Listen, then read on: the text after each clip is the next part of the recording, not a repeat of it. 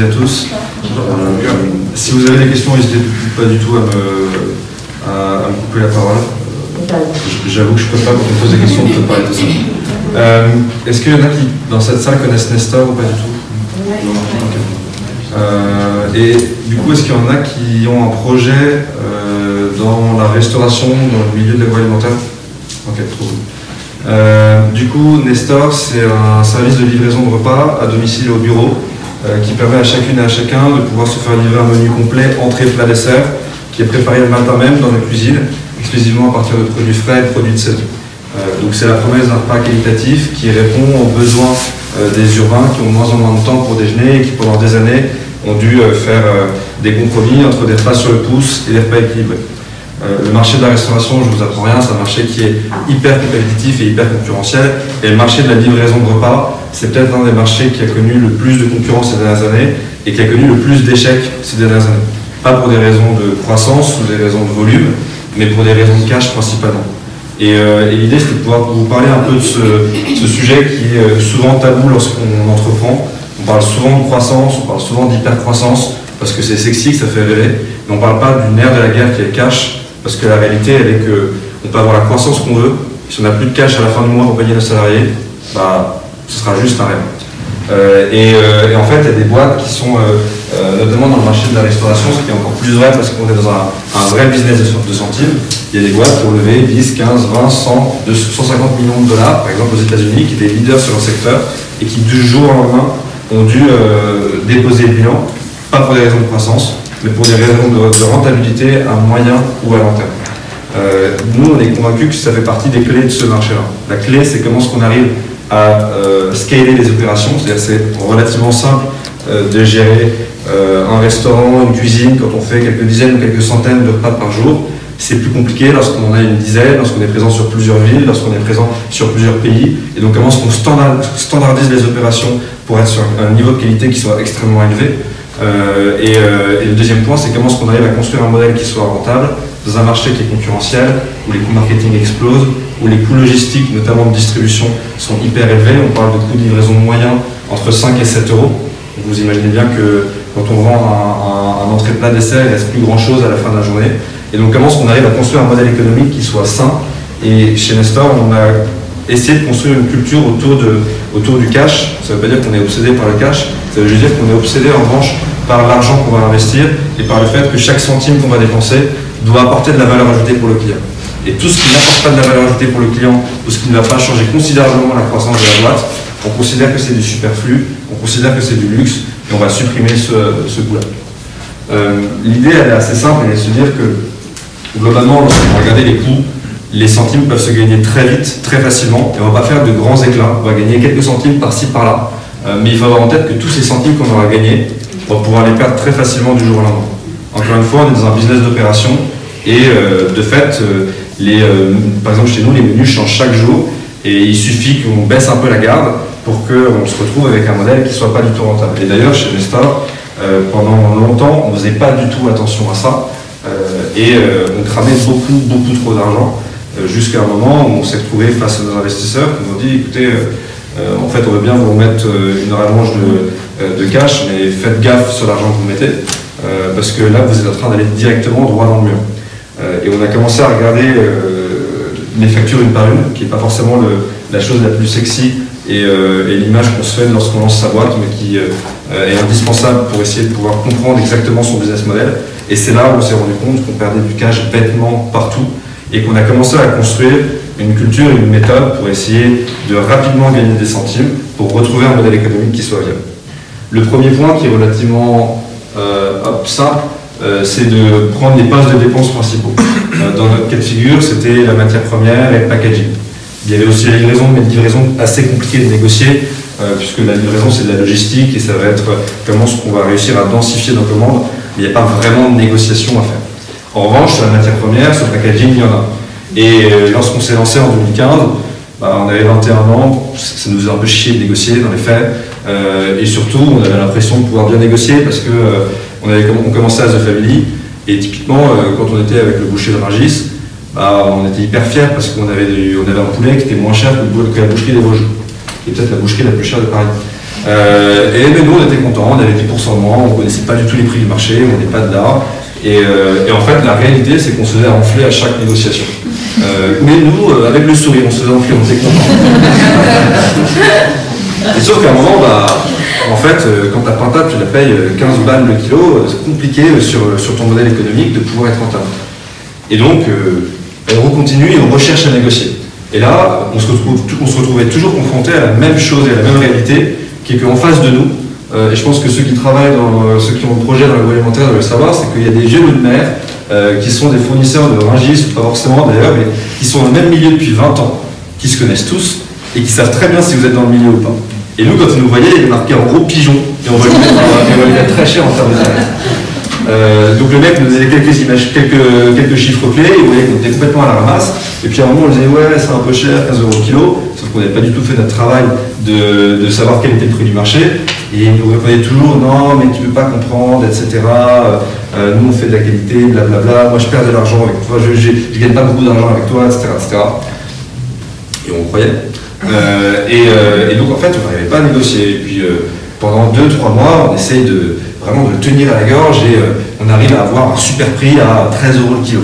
Et on est super content, on dit ouais, 13 € le kilo, c'est bon, on arrive à bien négocier. Et lui-même me dit ah non mais je le fais pour vous parce que j'ai envie de vous aider, vous êtes des petits jeunes, je perds de l'argent sur cette ligne, mais parce que je crois en vous. On s'est dit franchement, Michel-Édouard Leclerc n'a qu'à bien se tenir, puis plus en termes de négociation, franchement on est des beaux gosses. Et le problème c'est qu'en fait, à 13 € le kilo la pintade, on n'arrivait vraiment pas à être rentable. Et à chaque fois qu'on lui parlait, il nous disait tout le temps la même chose. Non mais je perds de l'argent avec vous, c'est compliqué, etc. Donc il nous faisait de la peine en fait. On n'avait pas envie de faire de la peine sur ça. Sauf qu'à un moment, on pète un câble et on appelle Metro Cash & Carry. Et il se trouve que Metro Cash & Carry, donc un grossiste alimentaire, avait le même fournisseur que notre fournisseur de Rungis. On appelle, on dit écoute, on aimerait commander 200 kg de pintade pour lundi, à quel prix vous nous le faites? On répond ah bon, on vous fait à 9,80 € le kilo, pourquoi? Merde, qu'est-ce qui se passe? On appelle notre boucher, on lui explique qu'on ne passera pas avec lui parce qu'on a un meilleur prix. Il nous dit ok, je vous rappelle dans 5 minutes. 5 minutes après, il nous rappelle. Il nous fait c'est bon, 9,80 € le kilo. C'est quoi, c'est la même pintade? Ouais, je me suis saigné pour vous, etc. Franchement, j'ai vraiment envie de travailler avec vous, mais je perds de l'argent sur ce produit-là, etc., etc.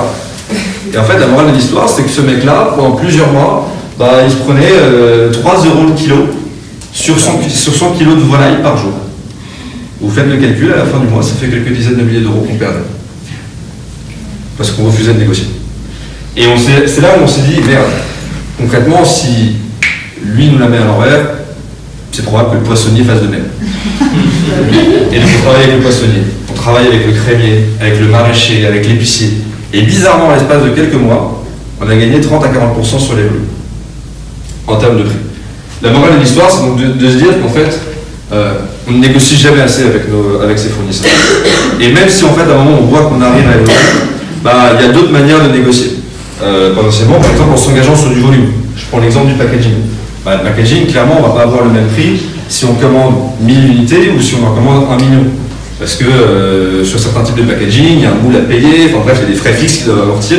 Et la réalité, c'est que si vous vous engagez sur du volume, lui, il va pouvoir aussi amortir, il va pouvoir mieux utiliser son usine, etc., etc. De même que le transport qui est hyper coûteux dans l'industrie du packaging, si vous décidez de livrer à chaque fois une demi-palette par une demi-palette, ça ne sera pas le même prix que si vous décidez de livrer par conteneur.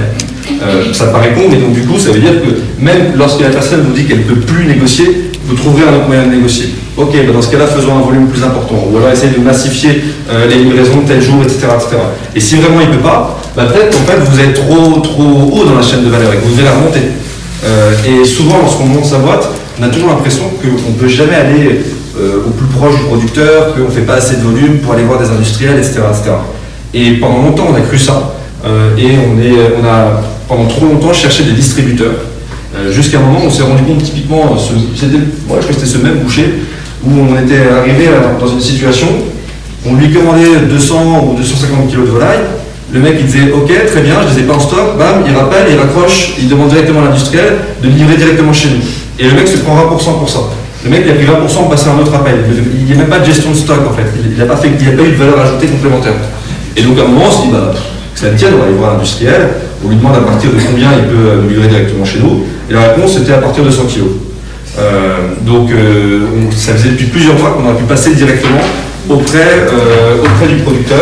Et ce qui est vrai par exemple pour la volaille, c'est vrai pour le fromage, c'est vrai même pour le packaging. Le packaging, souvent, on a envie de passer par les distributeurs, par First Pack, par toutes ces boîtes-là qui ont un peu une grosse part de marché sur le packaging. Mais la réalité, c'est qu'à partir de quelques dizaines de milliers de pièces, il vaut mieux passer par le producteur. Il y a des très bons producteurs qui sont en France, il y en a d'autres qui sont en Espagne, etc., etc. Et ils peuvent vous livrer pareil, assez rapidement, et vous faire un tarif qui va être bien plus intéressant. Donc ça, c'est un sujet qui est important, c'est que la négociation des prix principaux, elle passe déjà par le fait d'être persuadé qu'on peut toujours négocier un peu plus et qu'on a toujours une marge de négociation. Et à chaque fois qu'on pensait qu'on avait un super tarif, on a toujours réussi à avoir bizarrement moins. Par exemple, il y a 1 an et demi, on pensait qu'on était ras et pâquerette et qu'on avait le meilleur tarif, et on a encore 20% de moins qu'il y a 1 an et demi. Et on n'a pas baissé la qualité parce que la manière dont on a réussi à diminuer les prix, plutôt de passer par des distributeurs, on passe quasiment que par des producteurs. Et rien que ça nous a fait gagner en qualité et en prix. Le deuxième point, du coup, c'est de pouvoir réussir à bien choisir ses fournisseurs. On a souvent tendance à se dire qu'on va mettre tous les œufs dans le même panier, parce que c'est plus agréable, c'est plus simple à gérer, mais la réalité, c'est que tous les fournisseurs ne sont pas bons pour tout. Je reprends l'exemple de l'épicier. L'épicier, il peut être très bon sur tel type de produit parce qu'il en achète en masse, parce qu'il a, j'en sais rien, 15 clients qui vont acheter des pâtes panzani pendant un an, donc il va avoir des super tarifs sur les pâtes panzani. Mais ça ne veut pas dire qu'il aura des super tarifs sur de la burrata ou même, qu'est-ce qu'on pourrait prendre, ou n'importe quel type de produit. Par exemple, on s'est rendu compte, alors je crois que c'est plus vrai maintenant, mais qu'à un moment, le meilleur fournisseur c'était pas la burrata, c'était de la feta, c'était Leclerc. Mais Leclerc particulier. On n'a trouvé aucun professionnel qui faisait un meilleur tarif que Leclerc particulier. Donc on allait voir Leclerc et on les appelait, on leur disait ouais, on fait une grosse fête, on a besoin de 300 kg de feta pour mardi. Ils disaient mais vous êtes sérieux? On disait oui, on vous paye tout le temps, et puis on arrivait avec 2 gros caddie, et puis on remplissait notre com de notre camion, et en fait c'était 30% moins cher que n'importe quel autre fournisseur de Rungis. Donc parfois il y a des trucs qu'il faut checker, tester, et il faut surtout essayer de comprendre quel type de fournisseur est bon pour quel type de produit. Et ça, il suffit simplement de voir avec lui les volumes qu'il fait et s'il n'a pas des spécialités, parce qu'ils vont tous vous dire qu'ils font tout. Et c'est normal, leur but c'est de tout vendre. Donc l'épicier, il va même vendre du fromage, il va vendre du poisson et il va vendre de la viande. Mais la réalité, c'est que c'est pas forcément le meilleur pour le poisson de la viande, parce que c'est pas là où il fait le plus de volume. Par exemple, Métro est considéré comme un des fournisseurs qui a les meilleurs tarifs et les meilleurs rapports qualité-prix sur le poisson, du moins sur le saumon. C'est lui qui fait le plus de saumon en France. Bon, vous pouvez demander à des poissonniers de Rungis, ils n'arriveront pas à avoir le même rapport qualité-prix que Métro. Bref, il y a des choses comme ça qu'il faut réussir à avoir et essayer de comprendre pour avoir les bonnes verticales et avoir quelques fournisseurs qui sont bien spécialisés sur les produits que vous utilisez. Par exemple, on a un fournisseur qui fait que de la burrata chez Nestor, parce qu'on fait beaucoup de burrata. C'est de la burrata des pouilles, on maîtrise la qualité et on est directement avec ce producteur. On a un fournisseur qui va faire que des pâtes fraîches. On est passé directement avec Rana pour certains types de pâtes fraîches et on travaille directement avec Royan dans la Drôme, plutôt que de passer par le distributeur. Et ça, on peut travailler avec eux dès une palette, parce qu'après, ils envoient en transport depuis la Drôme directement cette palette. Bon, c'est ce genre de choses. Vous avez des fournisseurs spécialisés sur certains types de produits, et là, vous allez pouvoir créer une relation de long terme avec eux en vous engageant sur des volumes. Typiquement, Rana ou Royan, on va travailler en disant qu'on s'engage sur tant de volume à la semaine ou tant de volume au mois. Eux, ça leur permet de pouvoir prédire la production qu'ils vont faire, de pouvoir optimiser leur usine et de pouvoir optimiser du coup le coût de production et le prix de revient des pâtes qu'ils vont pouvoir nous donner. Et ensuite, on massifie avec une livraison sur un jour ou sur 2 jours dans la semaine pour les 2 fois ou les 3 fois où on fera des pâtes dans la semaine. Donc ça, c'est le premier point. Négociation des coûts principaux. Sur la partie packaging, il y a un point qui est clair lorsque vous êtes dans un business de centimes, c'est que vous devez toujours vous poser cette question-là, et je le répéter pendant 1 heure, c'est que posez-vous la question de savoir où est-ce que vous apportez de la valeur ajoutée pour le client. Et la réponse, elle est très simple pour nous. Est-ce que la valeur ajoutée pour le client, elle réside dans le packaging, ou est-ce qu'elle réside dans la matière première? Est-ce qu'elle réside dans le fait d'avoir un très beau packaging, super bien brandé, etc., etc., ou est-ce qu'elle réside dans le fait d'avoir la matière première qui soit fraîche, qui soit de saison, qui soit française ou locale, par exemple pour la viande?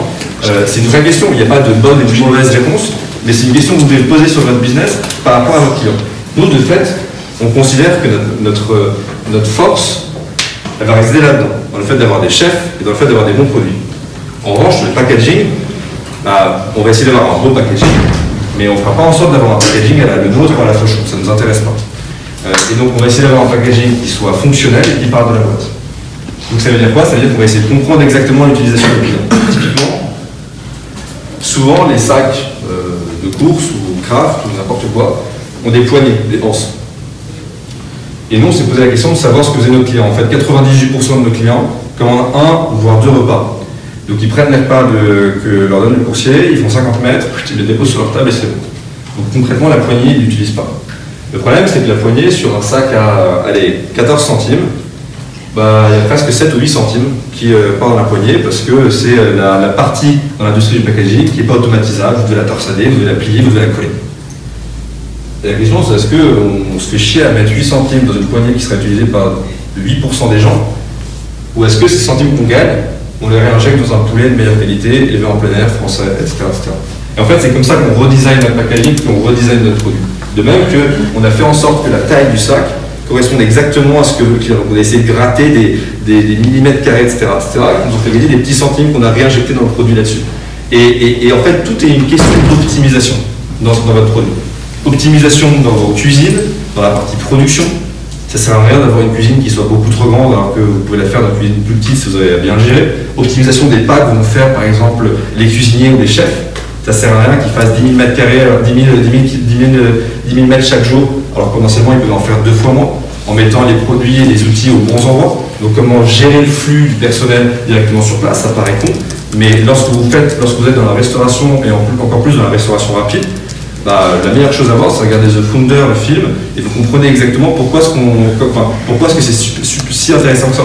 Parce que les quelques secondes que vous avez gagnées à vos équipes, déjà c'est de la fatigue en moins pour eux, premièrement. Et deuxième chose, bah, lorsque vous avez 10, 15, 20, 30 employés, bah, à la fin de la journée, ça fait quelques dizaines d'euros, et à la fin du mois, ça fait quelques centaines d'euros, et à la fin de l'année, c'est plusieurs milliers d'euros qui potentiellement vont jouer sur votre marge. Et c'est juste hyper important.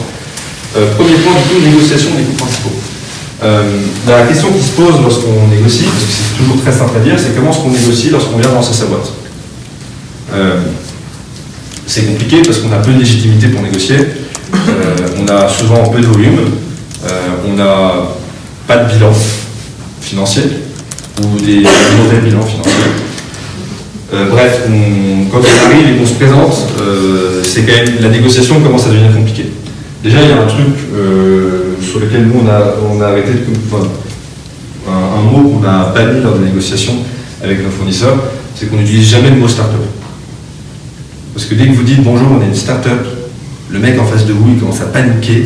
Il y a une espèce d'alarme et de sirène qui commence à sonner en mode ça y est, lui ne paiera pas, il va mourir dans 2 mois.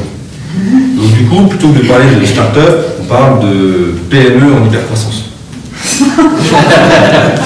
ça fait sérieux, ça donne un côté père de famille, donc plutôt sympa, mais en hypercroissance, donc assez sexy aussi.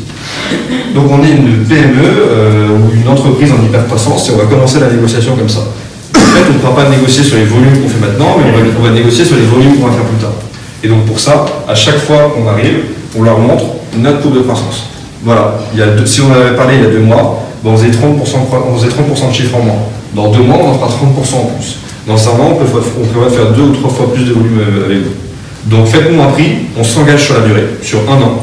Donc le mec se dit, ok, je lui fais un bon tarot maintenant, donc je perds potentiellement un peu d'argent par rapport au volume qu'il fait, mais en revanche, dans 1 an, bah, du coup, j'aurais réussi à négocier, à verrouiller un bon tarif. Et le fait de faire ça peut vous permettre d'avoir très vite des super tarifs, en le rassurant sur votre capacité financière, parce que vous êtes une PME en hypercroissance, et en lui faisant rêver sur votre capacité à générer de la croissance, et lui montrer que c'est un partenariat qui va durer et qui va être sur le long terme. Nous, on a des fournisseurs avec qui on travaille, typiquement Royan, donc les ravioles Saint-Jean, etc. On travaille avec eux depuis 2016. Donc depuis 4 ans, et on avait à peine 1 an qu'on commençait déjà à travailler avec eux. Et en fait, c'est un point qui est assez important et qui peut permettre de pouvoir être sexy et de pouvoir limiter, on va dire, le risque de leur côté. Tout Ce point-là, il est assez important parce que c'est la partie non sexy du job, mais c'est 90% du job lorsqu'on va essayer de négocier, ou du moins lorsqu'on va essayer de gratter de l'argent et des centimes.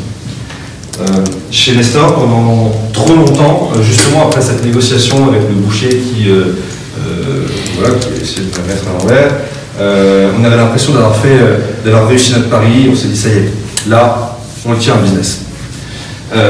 Et la réalité, c'est que, bizarrement, on perdait toujours autant d'argent chaque mois. Je me suis dit, merde, il y a un truc qui ne va pas, je ne comprends pas, j'ai super bien négocié, le mec, on a réussi à avoir des bons tarifs, etc., etc. Et pourtant, on perdait toujours autant d'argent. Donc on se prend encore une torgnole de la part de nos investisseurs, qui nous disent, ah, vous faites n'importe quoi, blablabla. On continue à regarder les factures. Hop, la cagette de factures, on les prend une par une. Et en fait, c'est hyper instructif, les factures. Parce que c'est là où vous vous rendez compte que vous ne maîtrisez rien du tout. Et dans notre cas, on s'est rendu compte que ça faisait 12 mois, voire 18 mois, qu'on ne maîtrisait rien du tout sur la gestion de nos fournisseurs. Pourquoi? Parce qu'entre la théorie de ce qu'on pensait avoir négocié et la pratique, il y avait systématiquement une différence de 30%. Ça paraît con, mais quand tu fais à l'époque près de 100 000 euros d'achat par mois, ça fait entre 20 000 et 30 000 que tu perds. Pas parce que tu négocies mal, mais juste parce que tu les gères pas en fait, tes fournisseurs. Et on s'est rendu compte qu'il y avait plusieurs types de douilles ou de problèmes qui arrivaient régulièrement dans les factures. Premier problème, tu négocies un prix, on t'en facture un autre. Ça paraît con, mais en fait, lorsque vous commandez plusieurs dizaines, plusieurs centaines d'unités et de références différentes, ça va assez vite de transformer la pomme que vous aviez négociée à 1 € le kilo et de la mettre à 1 € le kilo. Ni vu ni connu. Première chose, puis arrive tous les jours. Deuxième chose, vous commandez une quantité et on vous livre une autre quantité. Et bizarrement, on vous livre toujours un peu plus. Vous commandez 100 kg d'aubergines, on vous en livre 120. Vous commandez 200 kg de tomates, on vous en livre 204. Ouais, c'est pas grave, les 4 kg, c'est le conditionnement, blablabla. Toujours la même histoire. C'est toujours la faute du conditionnement, c'est jamais de leur faute. Bon, le problème, c'est que c'est 4 kg de tomates, c'est 20 kg d'aubergines, etc., etc. À la fin du mois, déjà à la fin de la journée, vous n'en savez pas, parce que votre recette, elle est faite pour 200 kg de tomates, 100 kg d'aubergines, et pas 1 kg de plus. Donc ces kilos en plus, ça va directement à la poubelle. Donc déjà, ça fait chier tout le monde, et en plus de ça, ça fait chier votre porte-monnaie. Donc ça, c'est la truc, et ça arrive régulièrement sur tous les types de produits. Ça arrive sur, forcément sur les produits un peu touchy, type fruits, légumes, viande, ça arrive tout le temps. Mais ça arrive même sur des produits de packaging. On a déjà reçu à chaque fois toujours un peu plus, et bizarrement le mec ne prévenait pas qu'il était obligé de faire 2000 unités ou plus. Voilà, on peut pas parce qu'on n'arrivait pas à arrêter la machine, je sais pas, c'est des trucs aberrants, on peut faire ça. Mais, et du coup, le mec fait une connerie, il te fait payer. Donc voilà, très bien. Troisième chose, tu commandes une quantité, on te facture bien cette quantité, donc là tu es content. Et le problème, c'est que quand tu pèses ce qui arrive, tu n'as pas reçu la quantité. Donc tu reprends les aubergines, tu as commandé 100 kg d'aubergines, on te facture 100 kg d'aubergines, tu pèses les aubergines, bam, 80 kg. Et les 20 kg ils sont où? Et bien tu vas devoir les racheter chez Métro, tu vas devoir les racheter n'importe où, beaucoup plus cher, voire même si c'était trop à l'arrache, tu vas les acheter au Carrefour ou au Modem du coin. Bref, ça va te coûter une couille, tu auras payé 2 fois les 20 kg. Et on joue sur le fait que tu ne vas pas peser tout ce qui arrive, non, trop compliqué, trop lourd, trop chiant, etc. etc. Sauf qu'en fait, à la fin, ça fait du volume que tu perds. Et après, le dernier point, et ça je ne pensais pas qu'on allait le faire, on te livre des produits que tu n'as jamais commandés. Nous, on s'est retrouvés à un moment devant la cuisine, on ouvre la cuisine et il y avait une énorme palette de gnocchis qui nous attendait d'un fournisseur, on n'avait jamais commandé de gnocchis chez lui. On l'appelle, il dit gonflé le mec quand même, jamais commandé de gnocchis. Et on lui dit écoute, bizarre, on a commandé des gnocchis, et le mec nous dit ouais, j'ai vu que vous aviez des gnocchis à la carte jolie. Je me suis dit que vous pourriez en avoir besoin et je me suis permis de pouvoir vous les filer. Les gnocchis étaient 2 fois plus chers que chez les concurrents. Le problème, c'est que si on acceptait la marchandise, on paye la marchandise. C'est juste ça, c'est aussi clair que ça. Et ça va assez vite. Lorsque quelqu'un des équipes qui voit un truc, il voit une palette de gnocchis, c'est trop gros pour qu'on ne l'ait pas commandé, il l'accepte. Bam, on paye. Et sauf que tous les efforts que vous avez faits sur les négociations, réduits en fumée à cause d'une palette de gnocchis. Et alors, là, c'est une palette, c'est gros. Mais ça peut arriver assez vite qu'on vous livre des produits réellement que vous n'avez jamais commandés. Et ça nous arrive tous les jours. Et donc, encore une fois, c'est plein de petits trucs qui, mis bout à bout, font une différence de 20 à 30%. Et après, non, il y a aussi le dernier point que je n'ai pas dit, c'est la qualité, mais qui de fait a un impact aussi. C'est-à-dire que vous commandez une palette de fraises, la douille suprême, c'est on vous met un premier étage de fraises qui sont bien belles, bien mûres, et après, quand vous prenez la dernière étage de fraises, c'est toutes dégueulasses, elles sont toutes pourries. Donc vous ne pouvez pas les utiliser. Et la réalité, c'est qu'ils sont obligés de faire ça parce qu'eux-mêmes se prennent des pressions monstres de la part des Sodexo, Eudor et Compass, qui commandent une tonne de bananes et qui, au bout de 2 jours, vont dire écoute, t'es mignon, mais en fait, ta tonne de bananes, tu la récupères 500 kilos, sinon j'arrête de travailler avec toi. Et le mec se retrouve avec 500 kilos de bananes à refourguer au plus vite. Donc forcément, 100 kilos de bananes, allez, mets-lui 2 kilos. Donne-lui ce conditionnement-là. Et à la fin, tu arrives avec des trucs qui sont juste monstrueux. Yes.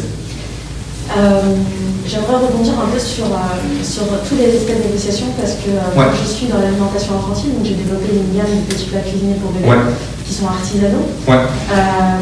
Et donc je suis complètement alignée avec ce que tu dis parce que c'est exactement le constat que je fais aujourd'hui. Moi j'ai une problématique actuelle qui est dans ma négociation, que ce soit avec mon atelier de production ou avec mes fournisseurs, parce que du coup je suis sur une marchandise qui est à destination des bébés, donc qui est hyper réglementé, c'est que on ne laisse pas part de négociation. Sous prétexte qu'il y a trop de normes. C'est sur l'alimentation, donc si on va aller sur le point de sourcing matières premières, légumes, aujourd'hui on envoie, tu sais, les fiches produits avec au kilo le prix, la livraison. C'est des prix qui sont exorbitants. On dit, écoutez, pas de négociation, et vous savez quoi, même les prix vont augmenter. Oui, c'est toujours la même chose en plus d'ailleurs. Quand le cours augmente, ils sont très bons pour faire augmenter les prix quand le prix, par exemple, de l'aubergine augmente, mais quand le prix de l'aubergine descend, bizarrement, il n'y a pas d'impact sur le truc. Ça augmente très vite, ça diminue très doucement. C'est comment toi tu te positionnes, comment vous vous positionnez. Voilà, c'est un peu savoir quelle est en fait, le truc, c'est que la réalité, c'est que c'est uniquement une histoire de rapport de force. Et là, de ce que je comprends, c'est que tu dois avoir pas beaucoup de fournisseurs et un mec qui produit. Donc tu as un rapport de force qui est horrible pour toi. Parce qu'ils te tiennent, ils savent qu'ils te tiennent. Ils savent que potentiellement, ils pourront l'augmenter, tu n'auras tellement pas le choix parce que tu dois tous les jours livrer tes produits pour tes clients, qu'ils peuvent faire ce qu'ils veulent avec toi. Et c'est ce qu'on avait avant, c'est-à-dire qu'on avait 2-3 fournisseurs, on n'avait jamais cherché ailleurs, on ne connaissait pas trop les prix, donc les gars nous tenaient en fait. Donc une manière de pouvoir renverser ce rapport de force, c'est déjà de faire un premier benchmark et de faire un appel d'offres en fait. Tu ne devrais pas avoir qu'une seule unité de production qui produit ces genres de trucs. Tu dois en avoir 2-3, ou du moins tu fais un appel d'offres avec ces 2-3, et potentiellement si y en a un qui commence à merder, que ce soit en termes de qualité ou en termes de tarif, tu dois pouvoir en l'espace de quelques jours ou quelques semaines redispatcher sur l'autre. Et c'est pareil pour les fournisseurs. Les fournisseurs, tu dois avoir plusieurs fournisseurs en backup, et peut-être qu'au final à chaque fois tu auras toujours avec le même. Mais par exemple, nous pour la partie maraîchère, de fait 80% de nos commandes elles sont faites via Domini, donc de Rungis. Mais en parallèle, on va travailler avec les Halles, on va travailler avec Terre Azur, on va travailler avec plein d'autres. Et chaque semaine, on refait un appel d'offres. Parce qu'on sait que quand on travaillait que avec Dominil, les prix ne faisaient que augmenter. Et bizarrement, dès qu'on en a mis 2 ou 3 autres, de fait, on travaille quasiment tout le temps avec Dominil, mais au moins on tient nos prix. Parce qu'il sait que s'il les fait augmenter, il y a une première référence qu'on va renvoyer chez son concurrent, puis une deuxième, une troisième, etc. Et donc il faut jouer une concurrence qui soit saine et qui permet de pouvoir renverser un rapport de force. C'est toi la cliente en fait. Donc à un moment, si tu n'es pas d'accord avec le prix ou la qualité de la prestation, tu ne dois pas te retrouver bloqué. Et le problème, c'est que si tu as peu de personnes ou peu de backup, tu vas te retrouver pieds et poings liés avec ces personnes-là. C'est un peu la guerre des prix quand même, l'agroalimentaire, c'est sûr. On entend les producteurs qui sont en souffrance. Enfin, c'est quoi ta position et comment tu abordes la négociation, sachant que derrière lui, il a peut-être effectivement il a des coûts, c'est sûr, et que tu ne connais pas forcément son niveau de marge. Alors le niveau de marge, je ne dis pas que tu peux le connaître, mais tu peux l'estimer déjà en fonction du prix du marché. C'est-à-dire que si tu vois que lui de faire un prix qui est délirant par rapport au reste, c'est qu'il y a potentiellement un souci. Après, une des possibilités, c'est de travailler encore une fois le plus possible avec le producteur. C'est ce qu'on fait avec la volaille, la viande, c'est ce qu'on fait avec les pâtes fraîches, etc., etc. Parce que là, tu as des vraies discussions, en fait. Tu n'as plus d'intermédiaires et tu peux échanger et tu comprends et t'échanges réellement sur les problématiques qu'ont tes producteurs et qu'ont les fournisseurs. Et de fait, le but, de manière, on n'a pas la puissance pour le faire. Donc, on ne pourra jamais écraser, ou si tu veux, on n'est pas Leclerc, on n'a pas la puissance et la force de frappe de Leclerc. Donc de fait, tu vas être obligé de travailler en bonne intelligence avec lui, mais la réalité, c'est qu'aujourd'hui, si tu prends les acteurs, les grossistes alimentaires, c'est vrai qu'aujourd'hui, ils ont des marges qui sont très faibles. Mais la réalité, c'est qu'en fait, leur marge est très forte sur les petits restaurateurs et quasi nulle sur les acteurs de la restauration collective. Donc concrètement, ils te font de la marge sur les quelques kilos qu'ils te rajoutent, etc., etc. Et ça, je suis désolé, c'est pas normal en fait, c'est pas sain. Tu vois, ils devraient faire payer un peu plus cher les gros, mais ils ne devraient pas enfler et avoir un modèle économique où leur argent, ils le gagnent parce qu'ils t'ont balancé des kilos en plus de patates et de vergines. C'est comme par exemple le business des linges. Quoi. Tu prends le business d'Initial et comment il s'appelle son concurrent, j'ai oublié, et Elis. Tu as l'impression que leur business, c'est toujours te faire payer un linge qu'ils n'ont pas récupéré, etc., etc. Et en fait, quand tu discutes avec eux, tu te rends compte que la marge ne se font pas sur le contrat, mais sur le fait que dans les clauses du contrat, il y a tel ou tel truc, et tu es toujours à la fin pieds et poings liés avec ça. Et en fait, ce n'est pas des contrats qui sont viables et qui permettent d'avoir une relation pérenne entre ton fournisseur et toi. Tu vois. Donc le but, encore une fois, il n'est pas de saigner les producteurs. Le but, c'est de travailler au mieux avec les producteurs. Plus tu peux travailler avec les producteurs, mieux c'est. Et ma logique, elle est de se dire que, en fait, tu n'as pas besoin d'un volume énorme pour commencer à travailler directement avec les producteurs. Ou grosso modo, à partir d'une palette, on peut travailler avec un producteur. Et ça va assez vite, en fait. Et là, on peut avoir des vraies négociations. Typiquement, avec Saint-Jean, on co-construit des plans ensemble. Il y a des nouvelles références de pâtes qu'ils ont construites, et on a fait de la R&D ensemble pour sortir des nouveaux types de pâtes. Bon, il y en a pas mal qui n'ont pas fonctionné, et qu'on a assez vite arrêté. Mais c'est certaines références. Mais si tu veux, là, tu peux commencer à faire des choses qui sont hyper intelligentes, parce que tu as autre sauce sur ta tête, ta R&D, donc forcément, lui, il se fait un peu de marge là-dessus, mais il a une valeur ajoutée à te faire ça, et il va se faire de la marge là où il apporte de la valeur ajoutée, et du coup, tu crées un produit quali, etc., etc. En revanche, passer par un distributeur qui, à un moment, ne fait pas grand-chose, le distributeur, il a un intérêt quand tu te lances, parce que tu es en dessous d'une palette. Dès que tu es au-dessus d'une palette et que tu peux travailler et qu'il a une flexibilité qui est plus importante que le producteur parce qu'il est au plus proche de toi, donc il peut intervenir en l'espace de 4 heures ou en l'espace d'une journée, etc., etc. Si tu as moins ces problématiques de flexibilité et que tu arrives à un volume qui te permet d'éviter un distributeur, il vaut mieux éviter le distributeur. Parce que la réalité, c'est que c'est le distributeur à la fin qui va être obligé de saigner le producteur. Ouais. Question. Tout à l'heure, tu as parlé d'investisseurs et je voulais savoir, est-ce que c'était dès le départ de ton projet que tu as fait appel à eux? Et comment est-ce qu'en fait tu as fait pour les convaincre d'être beaucoup de la mission de ton projet? Alors non, on a commencé sans investissement, parce que l'avantage de la livraison repas, c'est que tu n'as pas besoin de grand-chose au début. Une cuisine, un vélo, une moto, et puis c'est parti. Donc ça, on a commencé comme ça pendant plusieurs mois, pendant 5-6 mois. On cuisinait nous-mêmes, on livrait nous-mêmes, jusqu'à un moment où en fait on venait plus de notre cuisine, on a commencé dans la cuisine de The Family.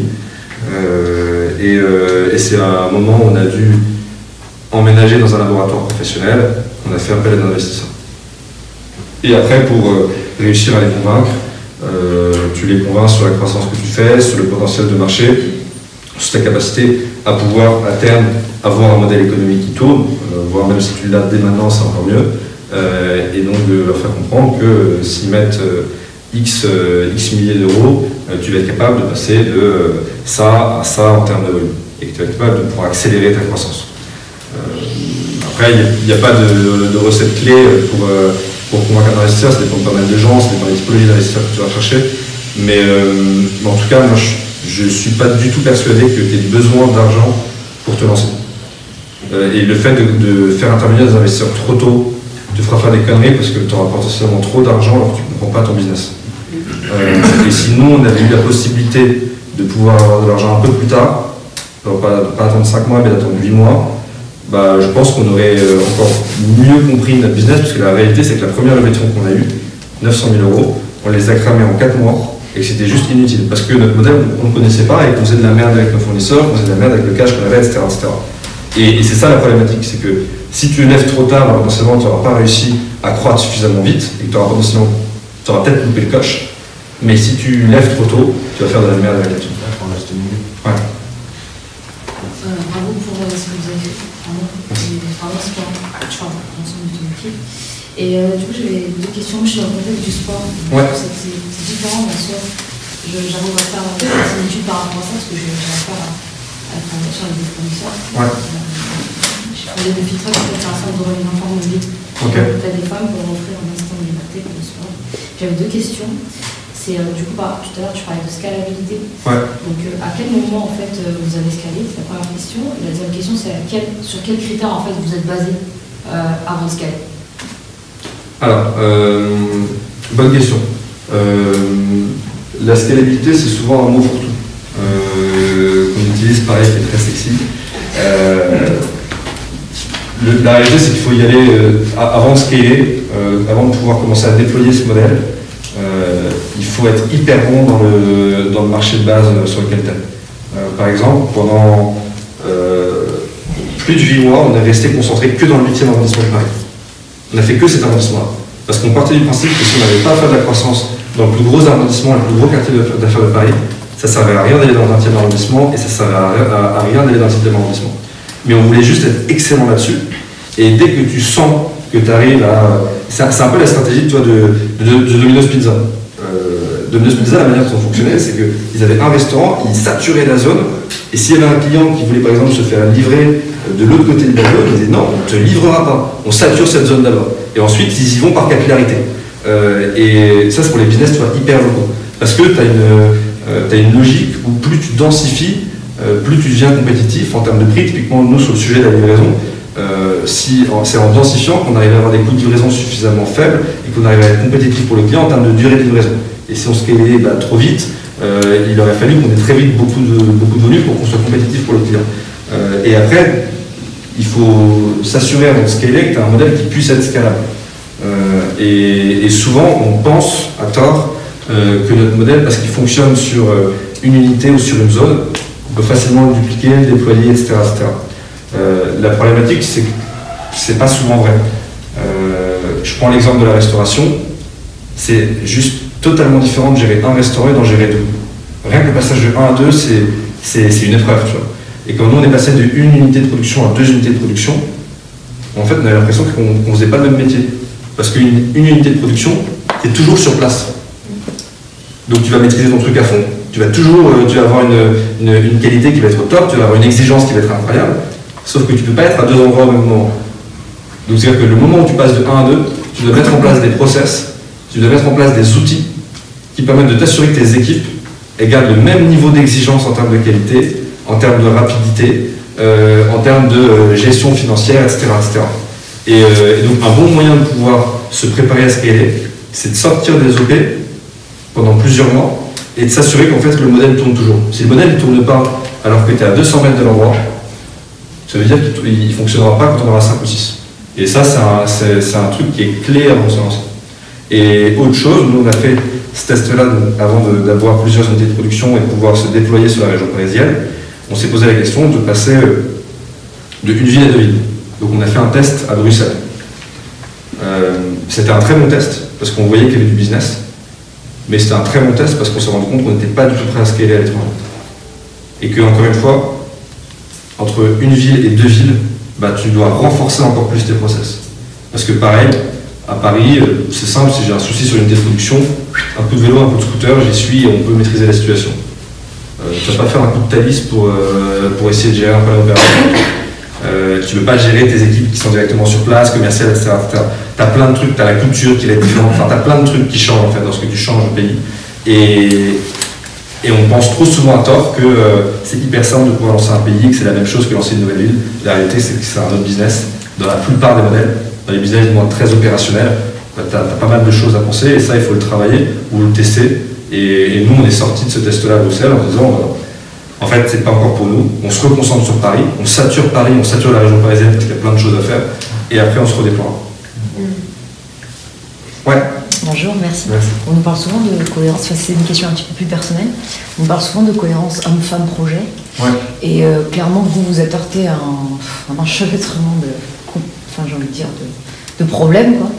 Qu'est-ce qui vous a donné envie de continuer? Parce que, enfin, je sais pas, c'est quelque chose qui te passionnait de base ou pas du tout? Alors si ça ne me passionnait pas, je suis arrêté assez vite. Non, bah c'est... en fait, il ne faut pas le voir comme des problèmes, il faut le voir comme des challenges. C'est-à-dire que j'ai jamais autant appris en 5 ans qu'avec Nestor.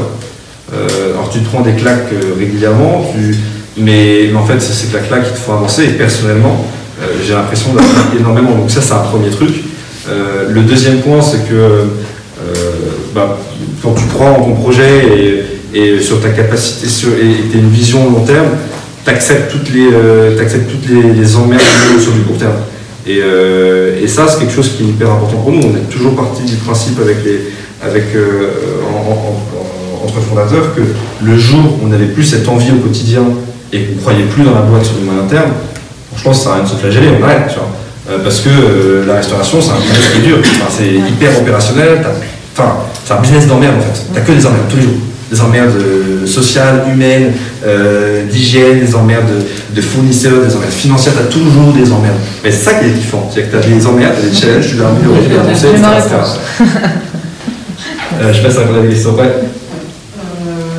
Donc moi j'avais une question par rapport à la levée de fonds. Je voulais savoir si c'était une finalité dès le départ quand vous êtes lancé et est-ce qu'il y a c'était possible, peut-être parce que quand l'idée c'est qu'il n'y avait pas besoin de beaucoup d'investissement dès le départ, et est-ce qu'il y a pas possibilité de continuer à se développer sans avoir à passer par la levée de fonds? Alors, la levée de fonds, c'est pas une finalité en soi, tout ça j'en suis persuadé, c'est un moyen. Et là-dessus, par exemple, nous on a fait pas mal de levées de fonds chez Nestor, on a communiqué que sur la première. De toute façon, on avait tellement mal utilisé cet argent pour la première qu'on a arrêté de communiquer sur les suivantes.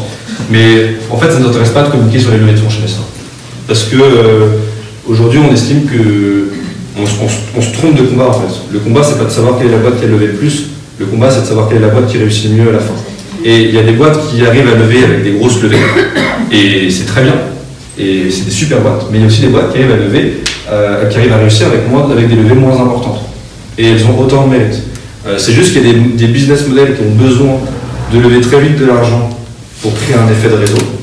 Et donc, elles sont à un moment obligées de passer par une levée conséquente pour pouvoir saturer le marché et avoir cet effet de réseau qui leur permet d'accaparer le marché. Donc ça, elles ne vont pas passer à côté. Il y a des modèles qui ont probablement moins besoin. Nous, on a un modèle qui est un peu hybride parce que c'est un modèle de restauration. Tu peux très bien y arriver sans. C'est pour ça qu'on n'a pas commencé avec de grosses levées au début. Mais on s'est retrouvé à un moment confronté à faire le choix entre accélérer vite ou continuer, et donc à cela injecter de l'argent nouveau via des levées de fonds ou continuer sur le rythme qu'on avait. Et là-dessus, c'est un choix entrepreneurial. Est-ce que tu acceptes de prendre ce risque-là complémentaire qui va te mettre une pression, une tension pour le faire, mais encore une fois, cette levée, c'est uniquement un moyen de pouvoir, par exemple, accélérer ta croissance. Mais on parle de levée de fonds, tu en as qui vont lever ta dette, par exemple, et qui arriveront à accélérer la croissance avec un leverage de dette. Et notamment lorsque vous arrivez à construire un modèle qui peut être rentable, ça peut être hyper pertinent. Si vous êtes sur un modèle où il y a beaucoup de capex et d'investissement matériel, plutôt que de lever 1 million pour acheter des armoires en cuisine ou des frigos, vous peut-être mieux le faire en crédit bail ou en dette. Tu vois. Donc il n'y a pas de... Enfin, moi je pars du principe que ce n'est pas une finalité. Nous on ne communique pas dessus parce que honnêtement parfois ça nous saoule de voir que dès que tu commences à communiquer dessus, ça te colle à la peau, c'est la boîte qui a levé tant. En fait, moi je m'en fous d'être reconnu pour avoir levé tant d'euros. Je vais être reconnu pour mon produit, pour ce que je fais pour les clients et pour la croissance que je gère. C'est juste ça. Et la levée de fonds peut être un moyen, mais il y a 10 000 moyens de pouvoir arriver à ça. Ouais. Alors, il y a une question qui était liée aux opérations, en fait. Ouais. Sur la partie, enfin, dans ce business-là, la logistique joue beaucoup. Ouais. C'est un élément qui est assez marquant dans le business. Comment tu as fait justement pour réduire tes coûts logistiques et compétitifs, sachant qu'il y a pas mal d'acteurs dans le domaine et je pense que dans les années 2019, on peut développer ça. Ouais, c'est un vrai sujet. J'allais en parler, mais on peut en parler maintenant justement. Le sujet de la logistique, clairement, nous on est sur un business de bouche et un business de logistique. Et quand on dit business logistique, il y a la logistique aval, distribution, qui est celle qui est la plus connue, qui est la plus coûteuse, mais il y a aussi la logistique amont production. Et si on s'intéresse à la logistique aval et qu'on ne gère pas la logistique amont production, on n'aura fait que la moitié du chemin. Nous, l'idée qu'on a eue par rapport à ce côté-là, c'est de se dire, ok, la logistique et la problématique du dernier kilomètre, c'est une problématique logistique qui est hyper compliquée à résoudre et qui est surtout très coûteuse.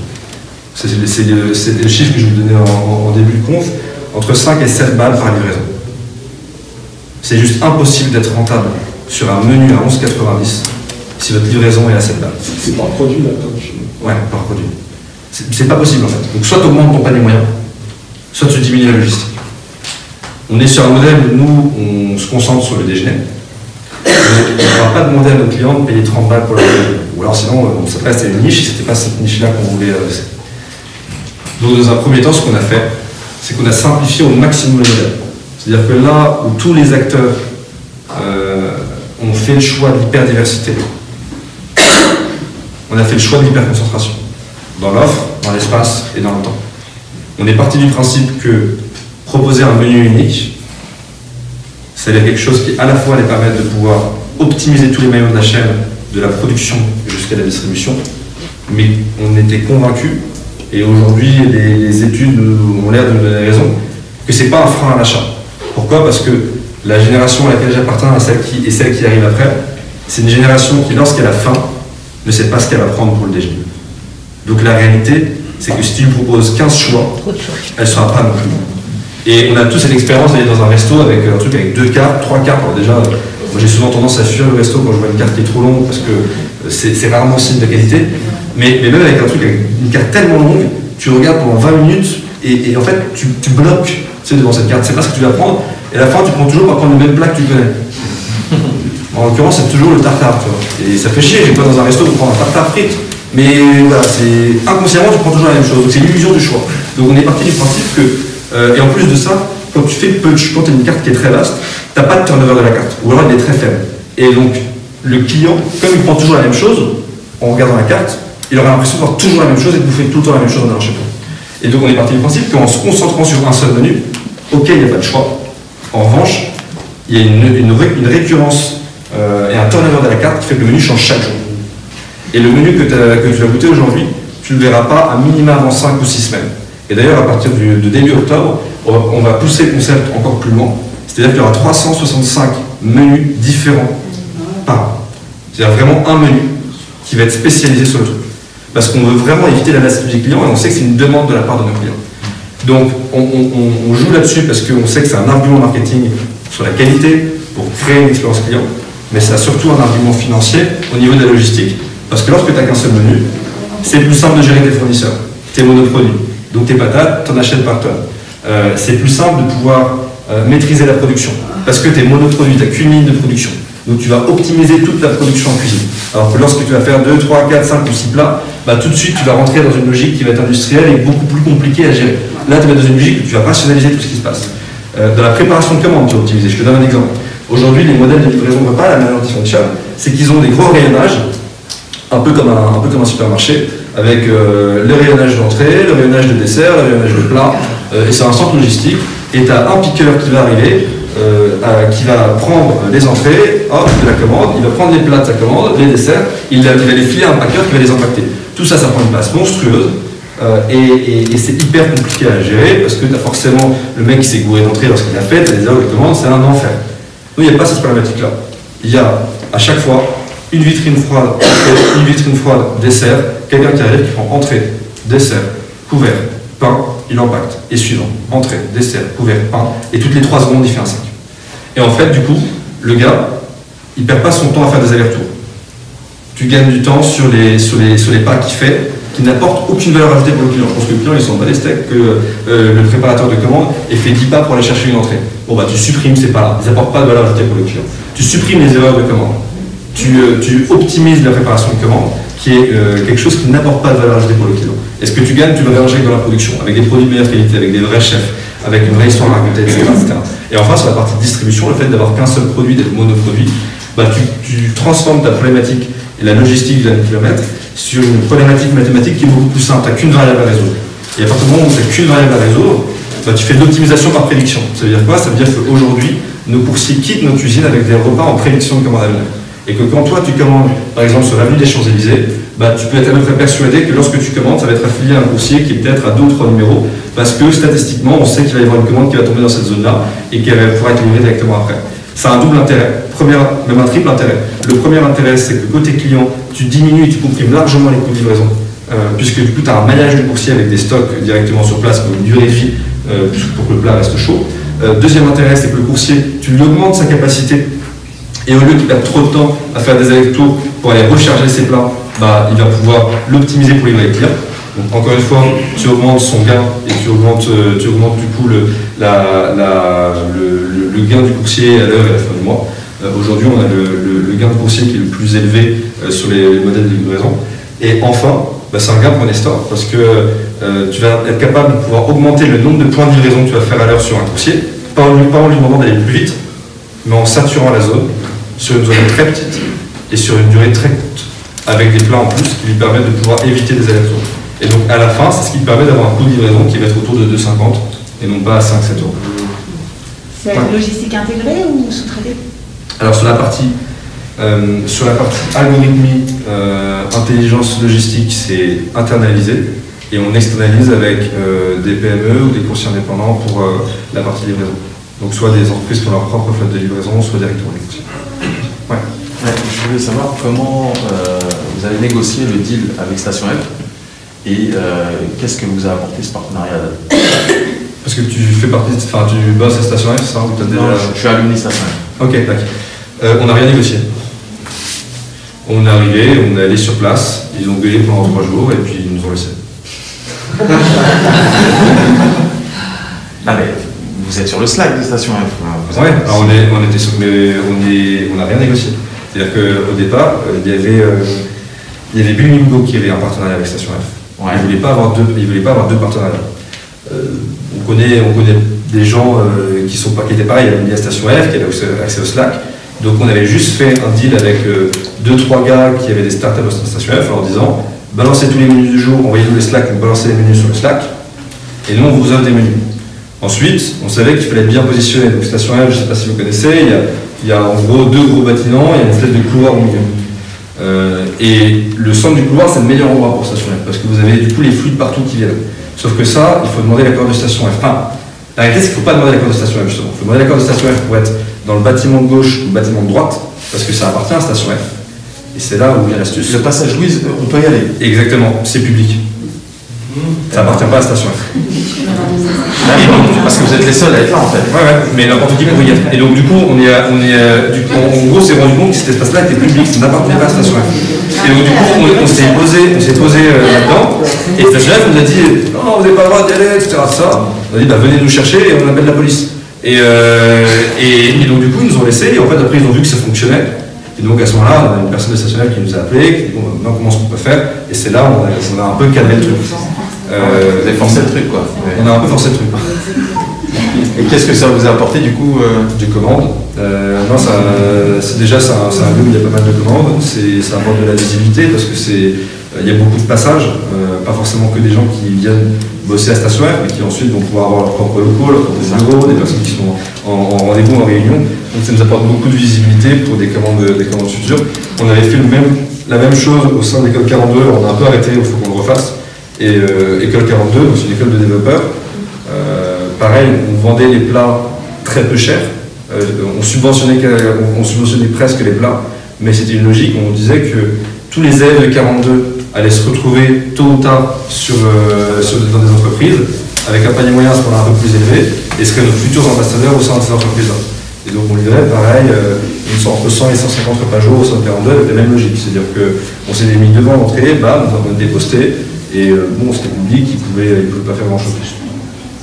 Et même chose, 42, de toute façon, derrière, c'est le même investisseur, c'est Xavier Niel, mais même chose, 42 nous a appelé, et après, on a mis un partenariat un peu plus poussé, parce qu'au départ, ils avaient un partenariat avec un food truck qui était au sein de 42, et ils ne voulaient pas en avoir de deuxième. C'était ça. C'était ça, voilà. Oui. Ouais. Où est-ce que tu en étais avant d'arriver au sein de Family? Où en étais-tu? Et qu'est-ce que tu as apporté du coup The Family? Alors, avant The Family, j'étais en cours d'études, parce que j'ai lancé Nestor pendant mes études, en école d'ingé. Donc déjà, ce que ça m'a apporté, c'est beaucoup de connaissances, c'est-à-dire que quand tu lances ta boîte à 21 ans, en fait, tu sais rien du tout.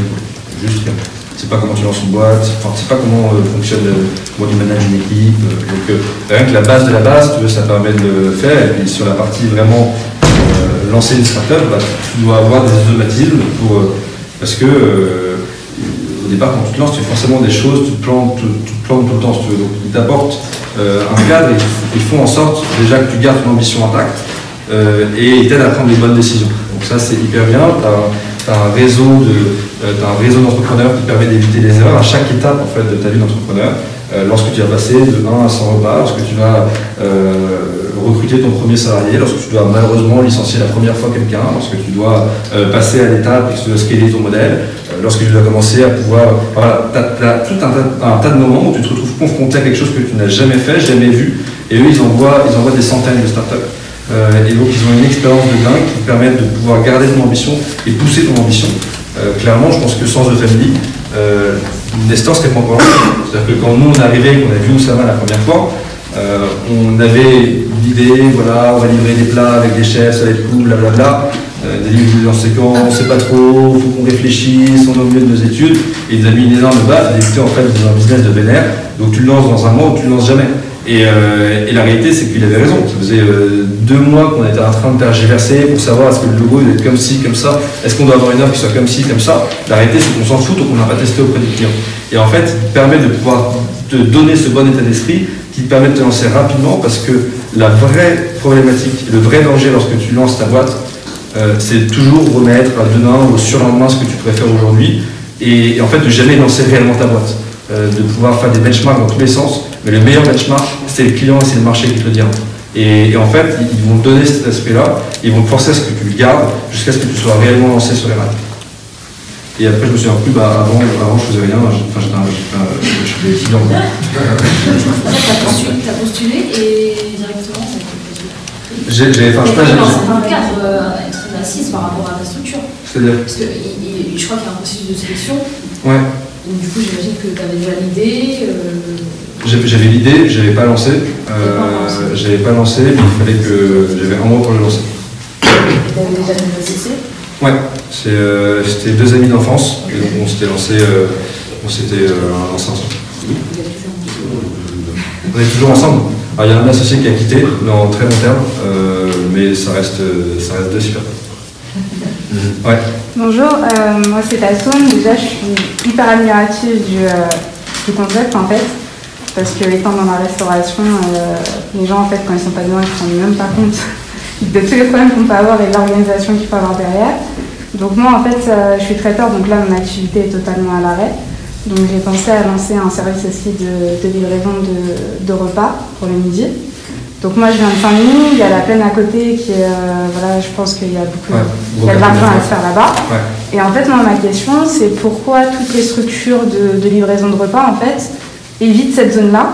Donc je me suis dit soit c'est peut-être les bouchons avec la A1 et le périph', je sais pas après c'est par rapport à quoi en fait. Il y a plusieurs trucs en fait, il faut dissocier les différents types de services de livraison. Il y a les plateformes de livraison qui dépendent principalement de l'offre. S'il n'y a pas de restaurant qui fait de la livraison, de restaurant quali là-bas, ils ne pourront pas faire grand-chose. Ce qui peut expliquer potentiellement le fait que les Deliveroo Uber Eats ne soient pas très présents là-bas. Ensuite, il y a les autres acteurs comme nous qui font production et livraison. Il y en a quelques-uns qui sont là-bas parce qu'ils ont une stratégie d'aller que dans les zones périurbaines. Je pense à Dashbox qui est très présent sur ces zones-là. Et ensuite, il y a les autres qui sont concentrés sur Paris Intramuros, mais qui ont plutôt une volonté d'aller sur les zones périurbaines. Nous, par exemple, on est sur une stratégie, on est en train d'ouvrir la petite couronne et la grande couronne un peu plus massivement. La seule problématique que tu as, en fait, dès que tu commences à quitter Paris, c'est la densité de commandes. C'est-à-dire que tu te retrouves avec une densité de commandes qui est beaucoup plus faible. Donc le seul moyen pour y arriver, c'est d'augmenter le nombre de menus par point de livraison que tu vas faire. Parce que si tu restes à 1,2 menus par point de livraison, ce qui est le cas quand tu es dans Paris Intramuros, tu n'arriveras jamais à être rentable sur la livraison. Et donc la clé, c'est de pouvoir faire des partenariats potentiellement B2B avec ce genre d'entreprises qui sont là-bas, qui n'ont peut-être pas d'offre de restauration collective, parce qu'il y a beaucoup de RIE par exemple, qui sont fermés en ce moment. Et donc leur proposer dans ce cas-là de livrer non pas un, mais d'en livrer 10, 20, 30, 40 repas en même temps. Et à ce moment-là, tu comprimes les coûts. C'est le seul moyen d'arriver à faire quelque chose sur la vie de Okay. Ouais. que là tu nous as quand même parlé de deux business qui sont clairement différents. Enfin, bon, au début, je démarre avec une page, j'ai des repas, c'est cool. Et au final, dans le plus tard, je suis dans une PME en hypercroissance. Et comment tu fais justement pour gérer tes activités qui sont déjà lancées, mais en même temps processer pour préparer ce changement d'échelle? C'est un vrai sujet. Je pense que tu dois avoir des personnes dédiées à ça, enfin dédiées pour ça. Ça doit être ton directeur des opérations qui doit gérer ce genre de truc, ou même toi en tant que fondateur qui doit travailler pour le coup d'après.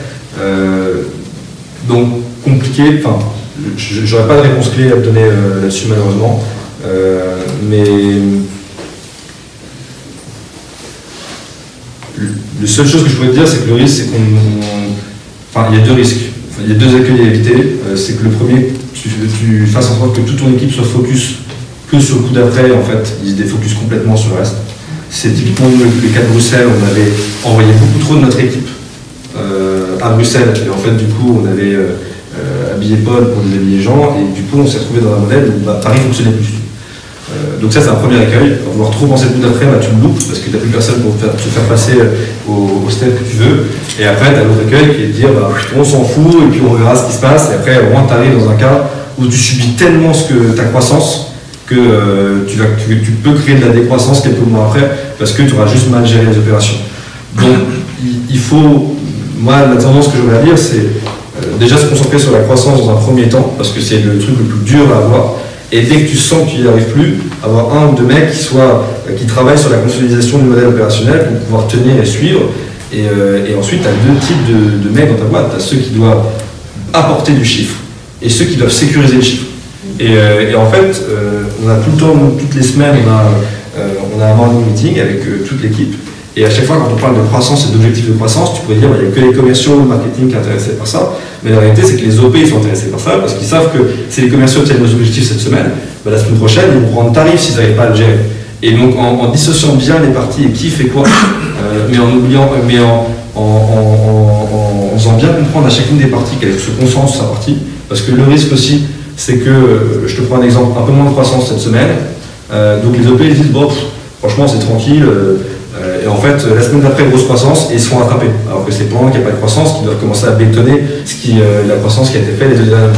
Ou alors, autre chose qui peut arriver, croissance non maîtrisée, beaucoup de retard, beaucoup de machin, bref, les opérations n'arrivent pas à suivre, et donc les commerciaux vont de manière intuitive se dire qu'ils peuvent lever le pied parce que de manière on n'arrive pas à suivre. Le problème, c'est qu'en levant le pied, la semaine d'après, il y aura plus de croissance, et en fait, c'est les opérations qui attendront les autres. Et donc il faut réussir à faire en sorte que les deux arrivent à aller au même rythme, et ça c'est hyper compliqué, et que si par hasard l'un aille plus vite que l'autre, faire comprendre à celui qui aille plus vite qu'il continue de traîner et de tirer l'autre plutôt que de se mettre au niveau de l'autre. Ouais. Juste, du coup je comprends un peu l'idée quand tu as des équipes, etc., mais au début c'est pas le cas. Ouais. Du coup, comment vous avez passé ce cap dans vos débuts?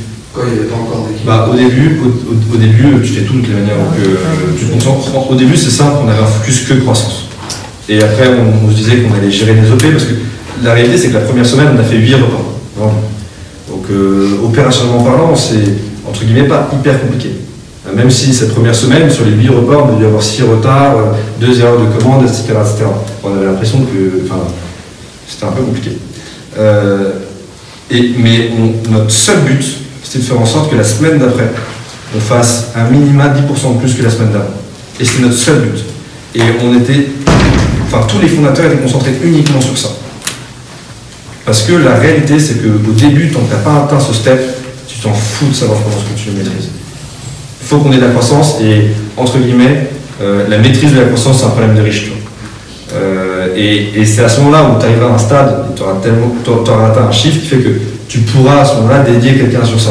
Mais au départ, si tu dois choisir, choisis que la croissance. Ouais. Donc au début, vous faisiez vos repas par vous-même. Ouais.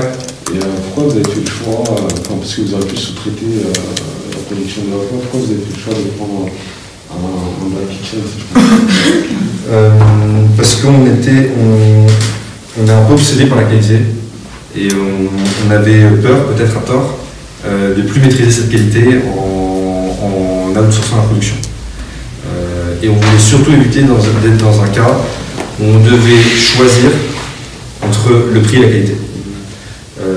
Et donc alors ça c'est le premier point. Le deuxième point, c'est qu'on se considère comme un resto et pas comme une plateforme, et que la base de la restauration pour nous c'est de produire. Et donc on a voulu garder, on fait partie des très rares acteurs alors aujourd'hui à continuer à produire. D'ailleurs, dans la partie ceux qui disent faire production et distribution, on est les seuls. Mais la réalité, c'est oui, c'est des engrais en plus, mais on pense que c'est là où on apporte de la valeur ajoutée pour le client. Parce qu'on est sur un modèle qui est un peu différent, et on construit une logistique qui est 100% dédiée à cette livraison-là, et on veut garder absolument la production. On pense que ça fait partie de nos forces et qu'il ne faut pas hésiter. Ouais. Ce que tu disais, c'est que tu as cofondé avec des amis d'enfance. Ouais. Et quand vous êtes lancé, vous êtes vraiment lancé parce que vous étiez amis, vous voulez le faire ensemble, ou est-ce qu'il y avait quand même des compétences qui se complétaient, et comment est-ce que c'était réparti? Ouais, il y avait les deux en effet, c'est-à-dire que quand tu lances ta boîte avec un associé, c'est quasiment comme un deuxième mariage, quoi. Ou en premier, c'était pas marié, mais en tout cas, moi, je vois quasiment plus mes fondateurs que ma femme. Elle m'engueule parfois. Mais la réalité, c'est que tu vis des choses qui sont extrêmement fortes avec ses associés. Donc il faut alors, sans pour autant les faire. En tout cas, moi je sais que personnellement, si je ne connaissais pas mes associés, j'y arriverais pas. J'ai besoin de les connaître intimement et de leur faire 100% confiance. Parce qu'il y a forcément un moment où tu vas avoir des choix durs à faire, où tu vas devoir te poser des questions, où tu vas devoir réfléchir sur la place de tel ou un tel dans la boîte. Et il faut pour ça que tu fasses entièrement confiance. Donc nous, c'est hyper important de pouvoir se connaître.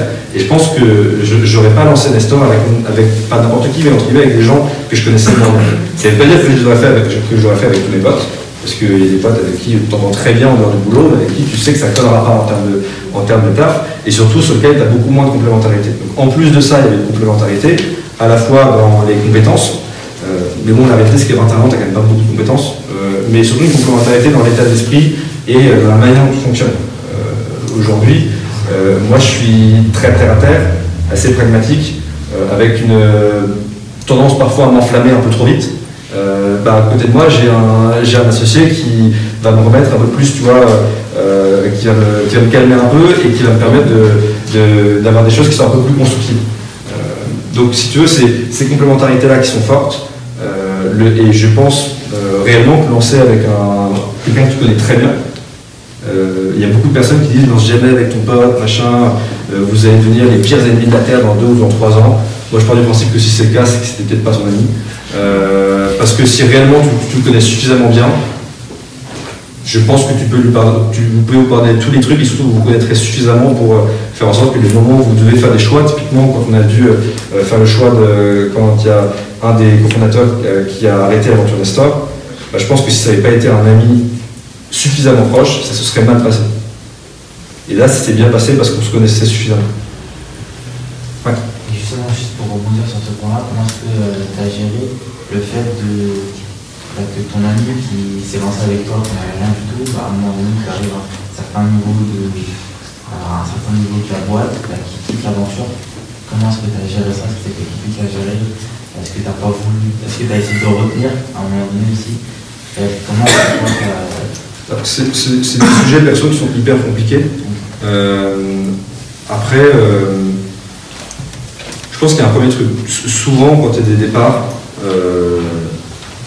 en fait, quand la personne part, c'est quelque chose où... Enfin, on était tous d'accord pour ce départ, entre guillemets. C'est-à-dire qu'on savait que c'était potentiellement le bon moment, que c'était la bonne chose, la meilleure chose à faire pour lui, pour la boîte, pour nous, etc. etc. Donc, et tu peux essayer de garder quelqu'un. La réalité, c'est que potentiellement, si elle a envie de partir, tu ne pourras jamais lui empêcher ça. Et que, encore une fois, dans la vie d'une boîte, ça arrive, et ça arrive aussi à des moments où tu dois aussi structurer la boîte, et c'est pas la même chose de lancer ta boîte, et d'avoir l'énergie dès le début, et d'arriver dans une boîte qui va être beaucoup plus structurée, tu vas chercher des profils plus seniors, etc. Et donc, nous, la manière dont on l'a géré, c'est que cette question-là, on avait... déjà, il faut l'avoir dès que tu lances ta boîte, avec une associée. On parle souvent du pacte d'actionnaires, mais c'est un sujet qui est hyper important. Le pacte d'actionnaires, c'est un contrat de mariage, ça parle de toutes les bonnes choses, ça parle surtout des mauvaises. Mais pour avoir un beau pacte d'actionnaires et un bon pacte d'actionnaires, il faut réussir à faire en sorte de se poser toutes les bonnes questions. Qu'est-ce que tu veux faire de ta vie? Qu'est-ce que tu veux faire de ta boîte? Qu'est-ce que tu veux faire voilà, des trucs qui sont importants, quoi. Parce que la réalité, c'est qu'il peut être avec un... Quoi ? C'est compliqué à remplir un... Non, c'est pas compliqué. Non, c'est pas compliqué. Tu sais, lorsque tu lances ta boîte, si tu veux faire une boîte qui veut faire 1 million de chiffre d'affaires, 10 millions, 15 millions, une boîte d'hypercroissance qui va lever des fonds, tu sais, si tu veux être un multi-entrepreneur qui dit, tu as des gens qui disent, moi je veux lancer une boîte, mais je sais qu'au bout de 2 ans, ça me fait chier. Ça, il faut qu'ils te le disent, tu vois. Parce que si dans 2 ans, si tu l'as pas dit, que dans 2 ans, le mec se casse, il se dit, moi je me casse, en plus je garde toutes les actions, tu dis, mais attends, en fait, moi j'ai l'impression que tu m'as trahi, tu gardes tout, blabla, ça va partir en clash. Alors que si tu sais que, ok, nous, on part du principe qu'on doit rester à minima X années dans la boîte, si la personne ne reste pas X années dans la boîte, il a rien du tout, mais on est d'accord là-dessus. Et le jour où ça arrive, au moins, si tu veux, t'es pas pris en traître et tu sais que tu l'as vu en amont. Donc ça, c'est un point qui est hyper important. Il faut vraiment être clair sur ce que tu veux faire. Il n'y a pas, encore une fois, il n'y a pas de bonne et de mauvaise choses, mais on a tous des horizons personnels qui sont différents. On a tous des horizons familiaux qui sont différents, des besoins financiers qui sont différents. Et donc, on va se retrouver nécessairement à des moments où on ne sera pas forcément aligné. Et ça, assez vite, dès le début, tu as quand même déjà cette base qui existe. Et cette base-là, il faut la renouveler. C'est-à-dire que nous, tous les 3 mois, on se prenait un week-end entre fondateurs, on coupait Internet, et on se posait la même question. Qu'est-ce qu'on veut faire de notre boîte? Qu'est-ce qu'on veut faire de notre vie? Qu'est-ce qu'on veut faire d'un point de vue perso? Et est-ce qu'on est toujours aligné? Et c'est à ce moment-là où on s'est rendu compte qu'il commençait à y avoir un désalignement, que ce fondateur n'était plus aligné de la même manière que nous. Et c'est pas grave, au moment où on l'a su en amont, on l'a préparé, on l'a travaillé, et ça s'est bien passé. Mais c'est de la communication, c'est vraiment, encore une fois, c'est comme un mariage. C'est-à-dire que si tu te maries et que ta femme ne veut pas d'enfant et que toi t'en veux 5, à un moment, ça va poser des problèmes, tu vois. Et ça, il vaut mieux se poser la question avant de te marier qu'après de te marier. S'il te plaît. Ouais. Excuse-moi, je voulais te demander, aujourd'hui, tu nous as expliqué comment est-ce que tu es rentré dans le business, etc. Aujourd'hui, c'est comment le quotidien pour Nestor? La partie communication, toute la partie back-office en fait. Comment est-ce que tu t'organises sur le côté CRM, la gestion des clients, tout ça, c'est comment au quotidien? C'est une super grande question. Je ne sais pas si je vais pas la répondre en quelques minutes, mais en gros, on a des pôles qui gèrent différentes parties. Donc on a un pôle care, expérience client, qui lui va gérer toute l'expérience du client depuis la première fois où il entend parler de Nestor jusqu'à sa dernière commande. Donc il y a dedans la partie service client qu'on utilise via un chat en ligne. On a supprimé avant, on avait le téléphone, on a supprimé le téléphone parce que c'est souvent assez compliqué à gérer et tu peux faire la même chose directement sur Internet. Donc tu as ce pôle-là, tu as une partie qui est commerciale pure et dure, qui est divisée entre différents pôles, on a différentes offres. On a une offre plateau repas, on a une offre qu'on appelle comptoir, qui est une offre de cantine 2.0 pour les TPE et les PME. On a une offre télétravail qui est subventionnée par l'entreprise. Donc ça, c'est la partie B2B avec différents commerciaux sur chacune des branches. Ensuite, on a un pôle marketing qui va rayonner sur les différentes branches et travailler sur l'image de marque, relancer les différents clients par mail, par SMS, et qui eux vont travailler la granularité des clients en B2C pour créer du marketing automation, donc faire en sorte qu'un client qui arrive, on l'accompagne tout au long de sa vie, de sa durée de vie en tant que client, pour déjà qu'on ne nous oublie pas, qu'on en a un peu plus, et pouvoir créer un programme de fidélité et créer une expérience client qui soit forte de ce point de vue-là. Et après, le dernier pôle des départements qui est on a 2 autres, tu as le pôle tech et tu as le pôle opérationnel, qui est pareil divisé en métiers. Le métier des achats, le métier de la production, le métier de la préparation de commandes et le métier de la distribution. Et donc à chaque fois, tu as un manager qui va chapeauter ses équipes. Donc tu vas avoir le chef exécutif de cuisine qui va gérer les chefs de production. Tu vas avoir le responsable des opérations qui va gérer tous les hub managers qui gèreront les équipes polyvalentes. Tu vas avoir l'acheteur qui va acheter pour toute la boîte, qui va négocier tous les prix. Et enfin, tu vas avoir le dernier qui va gérer toute la flotte de coursiers et l'optimisation logistique des coursiers. Je ne sais pas du tout si ça a répondu à des questions, mais... Juste la dernière. Ouais, une dernière. Moi, j'ai une question. Pourquoi vous ne proposez pas dans vos menus de boissons fraîches? Et deuxième chose, avec toute ton équipe que tu as en cuisine, ils sont vraiment salariés ou c'est des auto-entrepreneurs? Comment tu fais pour t'en sortir vraiment avec... Non, pour le coup, ils sont vraiment salariés. Okay. Dans notre modèle de base, on pensait avoir des auto-entrepreneurs, mais il y a trop de turnover. Si tu n'as pas de salariés en cuisine, tu as besoin d'avoir des salariés qui soient là sur du long terme. Tu as besoin de les fidéliser, tu as besoin de... tu vois, les gros problèmes dans la restauration, c'est le turnover que tu as en cuisine. Tu as des mecs qui vont arriver, ils vont faire 2 mois, 3 mois, puis après ils vont se casser. Et le problème, c'est que tu ne pourras pas créer de la qualité si tu fais ça. Donc il faut que tu construises une culture, une atmosphère qui permette de garder tes bons éléments. Donc ça passe par la culture que tu vas créer, qui doit être différente de ce qui existe dans la restauration traditionnelle. Donc d'avoir des chefs de production qui ne soient pas dans la logique des chefs des années 80 ou 90 qui bouillantaient les commis parce qu'ils avaient raté leur cuisson. C'est des trucs cons, hein, mais malheureusement ça existe trop souvent dans la restauration. Bah, ça, il faut être en porte-à-faux avec ça, sinon on n'arrivera jamais à créer. Enfin, je suis persuadé que ça ne marche pas, ça, du moins sur le long terme. La deuxième chose, c'est qu'il faut que tu arrives à créer une culture qui donne envie à tes employés en cuisine de pouvoir rester sur le long terme. Tu leur donnes pas un salaire à la fin du mois, tu leur donnes pas simplement ça en tout cas. Tu leur donnes aussi des compétences. Tu leur vends en fait tu leur vends une progression perpétuelle au sein de Nestor. Et nous, dans nos chaînes de production, il y en a 2 qui sont arrivés en tant que plongeurs chez Nestor il y a 4 ans et on a un programme de formation lorsque tu arrives pour que tu passes de plongeur à commis, à l'aide de cuisine à commis à demi-chef de partie, second chef de production. Et le mec passe des étapes et en fait il rentre dans un cursus de progression. Et il sait que globalement en restant 2 mois de plus, en restant 3 mois de plus, on va pouvoir le faire progresser, il va devenir commis. Et au final, cette progression qu'il a en interne, il n'aurait jamais en changeant tous les 2 mois ou tous les 3 mois dans la restauration. Donc tu lui crées ce cadre-là où globalement tu l'incentives sur du long terme à rester dans la boîte. Et enfin, le dernier, tu crées une logique. On a entre guillemets de la chance, je ne sais pas si c'est de la chance ou du luxe, mais d'être ouvert que à l'heure du déjeuner, ou quasiment que à l'heure du déjeuner. Donc ça veut dire qu'on permet à tous nos employés en cuisine, ce qui est assez rare, d'avoir un rythme de travail qui est compatible avec un rythme de vie familiale. Et ça, il faut en être fier et puis il faut parler de ça, etc. Et on sait que c'est hyper important pour eux. Nos cuisiniers sont mariés, elles ont des enfants, elles ont une vie de famille, elles veulent garder cette vie de famille. Et en fait, tu leur proposes d'avoir une progression professionnelle qui est compatible avec cette vie de famille et ça n'a pas de prix. Et la réalité, c'est que du coup, en mettant en place tout ça, c'est pas des choses qui coûtent tellement plus cher, mais sur du long terme, tu gagnes tellement parce qu'ils sont beaucoup plus efficaces que quelqu'un qui arrive tous les 2 mois et qui doit réapprendre le boulot, etc. Et donc tu arrives à construire quelque chose qui soit plus efficace et qui soit du coup sur une dynamique qui soit saine. Merci.